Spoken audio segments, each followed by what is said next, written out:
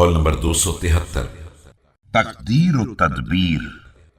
بسم اللہ الرحمن الرحیم۔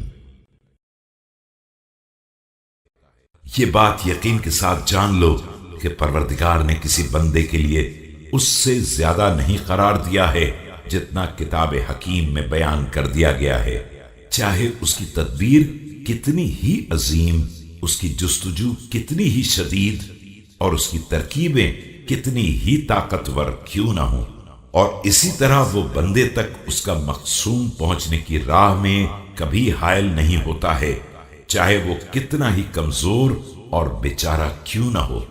جو اس حقیقت کو جانتا ہے اور اس کے مطابق عمل کرتا ہے، وہی سب سے زیادہ راحت اور فائدے میں رہتا ہے۔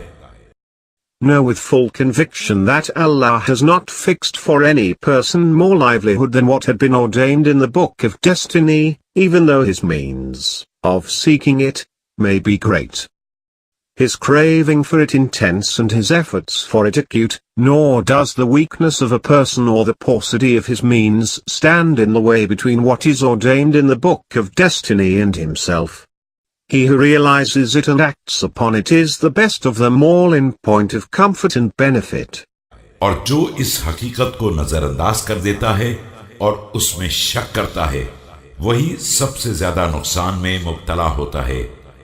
While he who disregards it or doubts it exceeds all men in disadvantages. کتنے ہی افراد ہیں جنہیں نعمتیں دی جاتی ہیں اور انہی کے ذریعے عذاب کی لپیٹ میں لے لیا جاتا ہے، اور کتنے ہی افراد ہیں جو مبتلائے مصیبت ہوتے ہیں، لیکن یہی ابتلا ان کے حق میں باعث برکت بن جاتا ہے۔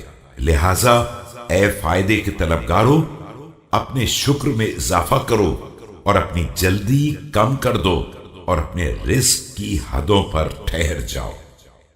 Very often a favored person is being slowly driven towards punishment through those favors, and very often an afflicted person is being done good through his affliction. Therefore, O listener, increase your gratefulness, lessen your haste and stay within the bounds of your livelihood.